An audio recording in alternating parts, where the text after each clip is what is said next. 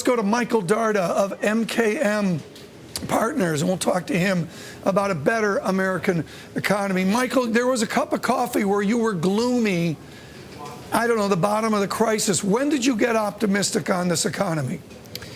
Well, Tom, I was very negative in the summer of 2008 as the credit market indicators really just sort of continued to deteriorate from stressed levels, and then things really did fall apart after that. Started to get more optimistic in early 2009, I guess February. We were observing some incipient improvement in some of these credit market indicators, and the stock market followed with a short lag. And so, we've been on the much more optimistic side in terms of earnings and the equity market, for the better part of the last couple of years here. So that's still the view. I mean, there are risks out there, no doubt about it, but continue to be in the more constructive camp. Let's bring up this chart, folks. Dreaded first chart, and it is an important chart. This is a sea change in tax receipts in rapid recovery, and you can see the back and forth. And over there, 2001 or so, they rolled off and they came back, and then they were really good. And wow, Michael Darda, what a recovery. Give us some color here. Is this just corporations making a lot of money, or is this about individuals? Well, really, Tom, it's both. So corporate tax receipts are up over 60% year over year. And if you look at that chart, that's the highest year over year growth rate ever. So the big rise in corporate earnings is bringing with it a surge in corporate tax receipts.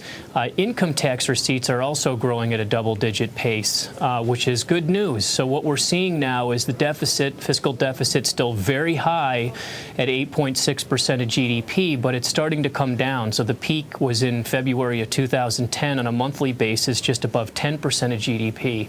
And even this is taking place on the state and local level. So we've heard a lot about municipal governments facing a fiscal crisis, but tax receipts on the state and local level are up in the high single digits year over year now, and spending is flat. Well, Michael, this brings up a key point. Let me get to this note, Michael, just because of time. I don't mean to interrupt. Core inflation has bottomed. We expect rents to continue to recover on the back of accelerating economic growth and falling rental vacancies. Before we get to that note, Michael, the phrase there, economic growth.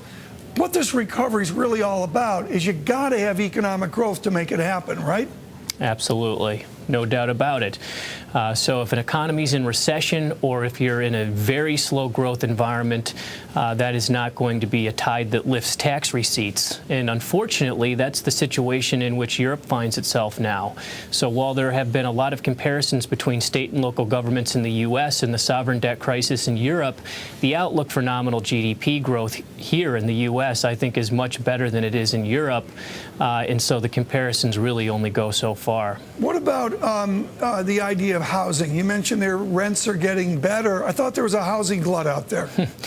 Well, there's a housing glut, Tom, but there's some nuance to it. So you don't have perfect substitutability, say, between single-family homes, which are still in excess, in some of the multi-family arrangements where we're starting to see upward pressure on rents. It's already happening. Our REIT clients are telling us now that we're moving into an environment where we could see mid-single-digit rental increases. Owner's equivalent rent in the CPI, which is about a third of the CPI, it's more than a third of the core CPI, has already started to turn. So rents were deflating for a while. That's starting to turn now. It's going up modestly. I'm not making a hyperinflation argument. I'm not in that camp.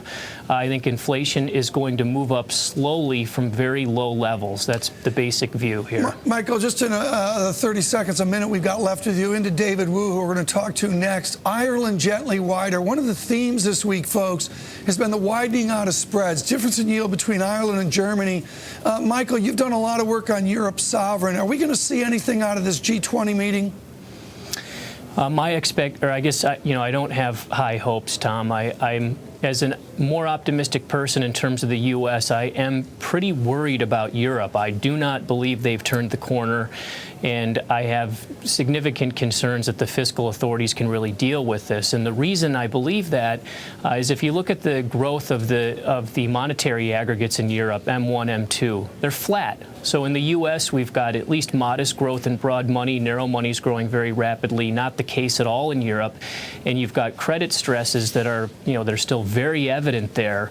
And that combination, I think, is going to really put a hamper on nominal GDP in the Eurozone. And if they don't have nominal GDP growth, forget the bailouts. I mean, you're really just, you know, sort of like a dog chasing its tail. So Europe's not out of the woods here and continues to be a major risk factor in my view. Michael Darda, thank you so much, MKM Partners.